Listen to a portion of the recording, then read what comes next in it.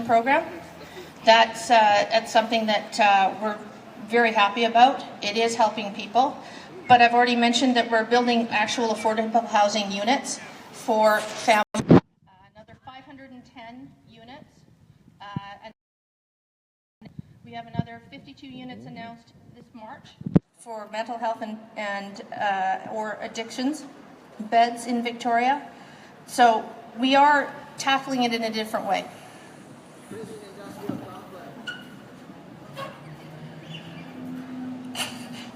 Carol James, go ahead. Rent control. Thank you. 0.05 vacancy rate. So a rent supplement doesn't do any good if you can't find a place to rent. That's what we're facing in our area. Almost a 0% vacancy rate. And what that has meant is that not only can people not find a place to rent, but when they have a place and they're being taken advantage of by their landlord, they aren't able to move or to go any place because there is no place for them. I had an 82-year-old woman in my office over this last year who was living in her car. I have had individuals in tears because they've been rent evicted. We've worked hard, and I've worked hard in my office. We managed to get some of those eviction notices pulled back by shaming the new owner of buildings that were bought up in our constituency. It shouldn't be this way. Do you know that the BC Liberals have cut the budget for the residential tenancy branch? Organizations like Together Against Poverty provide exceptional services without any support for the government. That has to change. We will increase the budget for the Residential Tenancy Act. We will bring back balance to the Act itself so the tenants aren't taken advantage of, and we will build 114,000 units of rental housing, supported housing over the next 10 years. Caitlin Harris, BC Greens, rent control. Go ahead. I think we have a number of options in the BC Greens that, and personally, I think that are making a lot more sense. I think we need to actually relieve the pressure on people. We have to, number one, stop the housing crisis in the first place. We need to stop, it will introduce the foreign buyers tax to make sure that housing is actually affordable for more people across the province. And as well, I would like to think that we are going to invest $750 million a year for the next 4 years, focusing on affordable and supportive housing, which that's a real costed commitment. We're going to fix that fixed term lease loophole that allows landlords to drive up rent. I mean, I myself, I'm a victim of that myself. I had our rent go up this year by 10%. Now, I'm lucky I have my own business, but people who are on people with disabilities or basic income assistance, they don't have the luxury of just drawing a little bit more from your business. Now, this sort of thing has got to stop, and the BC Greens are willing to do what it takes to make sure it gets done. I got another question here from our audience, and sometimes it's the basic stuff, right? It's so basic. I think all of you in our first round and this round have touched on this, but I'll be very specific on kind of the bottom line when you talk about poverty in any area. And we'll start with you, Caitlin, right away on this one. And here it is. What can your party do right now to provide a reasonable income for all BC residents? Go ahead. Well, I said it very slowly in my introduction. Raise the rates. Starting next year, we'll raise the rates for people with disabilities, for people on basic income, and anybody needing a shelter allowance by 10%. We'll rank that up to 50% over the course of 4 years. We're the only party that's actually proposing the basic or the guaranteed livable income. We'll pilot that project. Yeah, it's a great idea because Ontario's doing it. PEI's doing it, Finland's doing it. It's the only way to give British Columbians dignity. We need to make sure that people have the opportunity to look after themselves. And we as a community, I use community as interchangeable with government, because we as a community have to make the decisions that help the most of us. So we'll start by raising the rights for everybody. We'll invest in mental health or in housing to make sure that they have somewhere to live, and we will invest in all the mental health services and anything else that they need in order to come away in a better position than when we take over. So. Thank you. I have to acknowledge somebody, Carol, though. I'm going to acknowledge somebody else. Excuse me, time lady. Yeah. Would you give a wave as well? There's the time lady. She has no sense of time whatsoever, but she keeps holding up the card anyways. Thank you. Appreciate your effort here today. She's wondering, what's he talking about? Okay, Carol, you're up.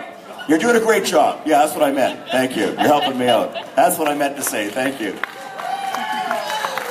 Carol, there's no income. I have two words here, income and, of course, reasonable income. That's what we're talking about. Go ahead. We are going to increase support for people on income assistance and people on disabilities immediately by $100 a month. We are going to increase earnings exemptions by $200 a month for both income assistance and people on disabilities, and then bring in the poverty reduction plan, because to truly address a reasonable income for individuals, you need to look at health care, you need to look at housing, you need to look at education. Guaranteed annual income is a very interesting idea and will be part of the discussion of a poverty reduction plan. But you can't simply give a guaranteed annual income and take away the other supports and services, because a simple income is not going to address people's challenges with mental health and addictions. It's not going to address the challenges that they need supports in. So I agree with including it as part of a poverty reduction plan, but that's why I believe it's critical that you look at all the supports that need to be in place, because we have to end this piecemeal Band-Aid approach, and we have to start treating people with dignity and respect. It also means an entire overhaul of the income assistance and disabilities assistance, to go back to being there to serve the people instead of a system that is there to say no to individuals. That's what we have right now, is a system that blocks people from getting out of the cycle of poverty instead of providing the supports it needs to. Karen Bill from the BC Liberals, how will your party and you personally deal with the issue of a reasonable income for all British Columbians? Go ahead. Since 2011, we've raised the minimum wage from $8, and in September it'll be up to $11.25 this fall. About 5% of the workforce currently earns minimum wage. About 60% of those between the ages of 15 to 24, and half of those live with their parents. We recognize that the current income assistance rate structure is a challenge. That is why we continue to develop initiatives such as the Single Parent Employment Initiative, the LIFT program, to create more opportunities to get people into the workforce. It's based on the strength of our economy, and we need to continue to improve the basket of supports and services and doing more for people in need. All right, now I have another question from a service provider here in this region, and Karen, as we rotate through, we'll start with you on this one. And this is the question from a service provider. I have lived experience with homelessness, and I'm aware of the pressing need for appropriate housing for people with special needs. The independent living model does not work well for those with a disability in our community. When can we expect to see affordable, supported, and supportive housing for those most in need? Where are the plans? Great question. Karen Bill, BC Liberals, you're up first. Go ahead. October 2016, 510 units, $45 million. Those are part of the plans. Affordable, supported, and supportive housing for those in need. What are the plans? Go ahead, Carol. Well, thank you. And in fact, the BC Liberals cut back supports with Community Living BC, cut back supports and closed group homes for people with developmental disabilities, and aren't providing a range of services for those individuals. They have moved to a home share approach, which puts individuals often in isolation, not with their peers, not in a supportive environment. That's why you need a range of housing. That's why we need a 10-year plan for housing, to be able to address the backlog and the fact that the BC Liberals ignored building affordable housing. It's not good enough at election time to make a commitment. This needs to be a long-term commitment to addressing the issue of affordable housing. And that includes the range of housing that's necessary. That's the plan that we have. It's costed, and I look forward to implementing it. Caitlin, we'll wrap up with you on this one again. The independent living model does not work well for those with a disability. What can we expect to see from your party as far as affordable, supportive housing for those most in need in our community? Thank you for the question. I actually I ran into a lady knocking on doors who is in a deteriorating situation, in a wheelchair. She used to get around in a walker. But she's no longer able to use the walker. She's now confined to a wheelchair. She's constantly relying on the services that we as a community provide because her family is not around to help her. Now, those are the kind of stories that are human stories, and those are the ones that I want to invest in. And that's the ones that the BC Greens are going to invest in, supporting $750 million a year, every year for the next 4 years. That is costed, that is real, we will do it because it's the right thing to do. All right, Caitlin, here's another question from our audience, and I know that each of you have touched on this in other responses, but again, this is very specific, so it'll give you a chance to talk very specifically about this topic, because we've touched on it already, and it's so important, especially here in the Greater Victoria area. How would you enforce the fact that there is some improper management taking place of buildings that people are living in, and evictions from certain buildings in Victoria? How do we deal with the property managers and the owners of these facilities to make sure that people that are living in these facilities who need housing are all of a sudden not given the boot for whatever reason? So we'll go ahead on that one with you, Caitlin. It's a very important issue. It is absolutely an important issue. Like I said, I myself have kind of been placed in a position where if my landlord chooses, he could raise the rates beyond the point where I can afford to live there. I know that that's a reality for everybody in this city in so many levels. So the BC Greens have committed to investing $750 million a year for the next 4 years to make sure that we've got a housing stock that we can move into. We're going to close that fixed-term lease loophole that allows the landlords to jack up the rent like on me. We're going to raise the rates so that people can actually afford to pay for housing. That's 50% over the course of 4 years. I think that's pretty much the straightforward answer that I think everybody's looking for here. Carol, how will your party deal with the issue of people, again, basically being given the punt for no apparent reason? Go ahead. Well, it's probably the largest issue that I've dealt with over the last year and a half as an MLA in our community. We had 5 buildings in our neighborhood bought up by an owner from out of province who then started issuing eviction notices. We joined together, I held town halls, we managed to get them to back off the eviction notices, but they're evicting people in another way. And I'm sure many of you have experienced that. They're not cleaning the buildings, they're deteriorating, they're trying to push people out in a different kind of way. We need teeth in the Residential Tenancy Act. We need to put enforcement in place. We need the resources put back so people aren't waiting months and months to be discouraged from going forward, because that's what you're seeing happening right now. We need a speculation tax put in place. We've committed to that as well. If you don't pay taxes here in British Columbia and you're simply buying real estate to flip it, you should pay an extra tax, because housing should be here for housing, not for speculation.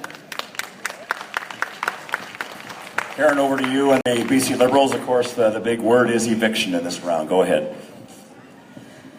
That is why we do have the Residential Tenancy Office. It is there to take complaints and also look at the sides of both landlord and the tenant. And I'm happy to listen to more. I will stick around afterwards, and I'm happy to listen to what your concerns are.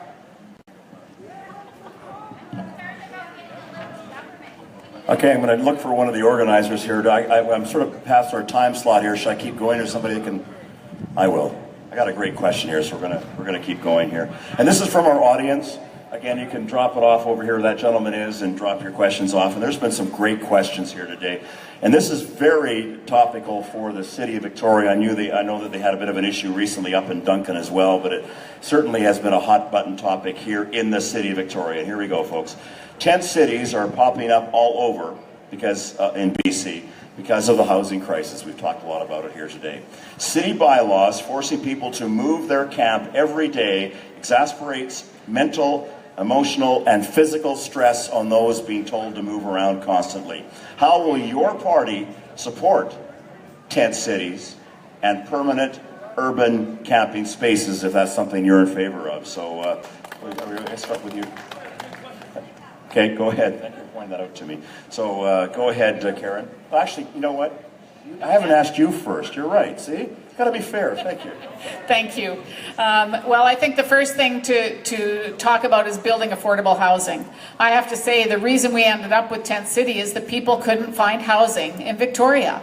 That was the issue. And the people that I talked to, I went down and visited with folks. I met with neighbors as well as the people at Tent City.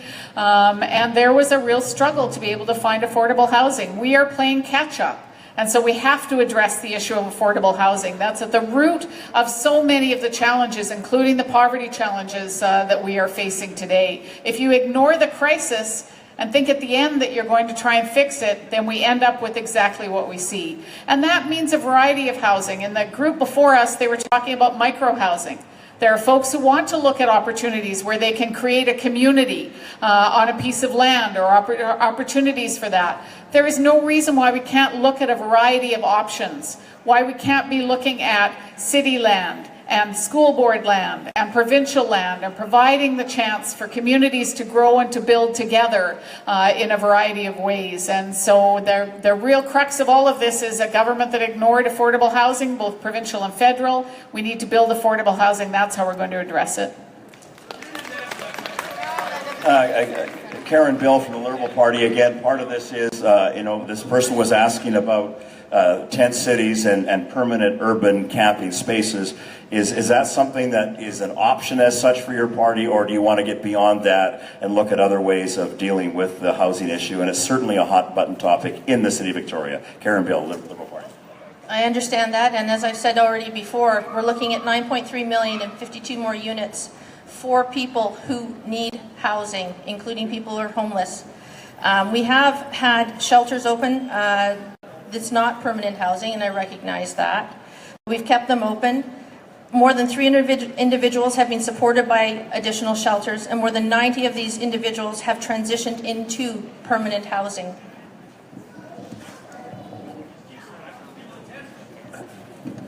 Caitlin Harris, go ahead. You got it? Yeah. Okay.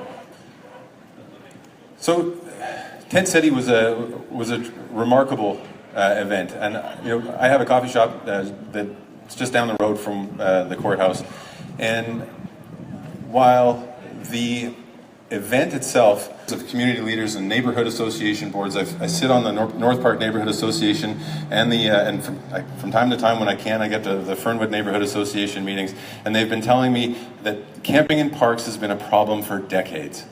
It's not just Tent City, and it's not okay for Rich Coleman to come along and buy up 350 units of housing and call the problem fixed. Now, the BC NDP seem to think that $400 a year for rental housing for renters is going to fix the problem. I don't agree. We do need a diversity of housing options. We do need to look at micro-housing. We do need to look at co-op housing. We do need to look at a broad range of community-based solutions. Urban camping, I don't think it's the best idea, but it served the purpose in this time around, and I would like to see working with community leaders and regional leaders around the table and finding options for these people who need housing. All right, another question from our audience here this afternoon. Thank you so much for your great questions, very thoughtful. And candidates, this is kind of one of those big picture issues here, but certainly people do talk about it both provincially and federally. And here it is. Do you support electoral reform to bring in a voting system of proportional representation that would better enable election of candidates from a minority group and others who are underrepresented with our current voting system? Karen Bill, what do you think about electoral reform in the province of British Columbia? I think the reform is when everybody gets out and votes. Tell your friends, tell your families, get to the polls. Advanced polling is opening right now. Vote now. The more people that vote, the more you can change the system. It's as simple as that. Carol James. Yes to electoral reform. Yes to making sure that everyone's vote counts. Yes to making sure that it's a proportional system so that it doesn't matter who you vote for, you end up with a percentage of your votes creating seats in the legislature for a variety of parties. I've had people say that that'll create a coalition and people will have to work together. I can't wait. I'm looking forward to that in the legislature. It's exactly the right direction to go. And while we're at it, it'll be a 50%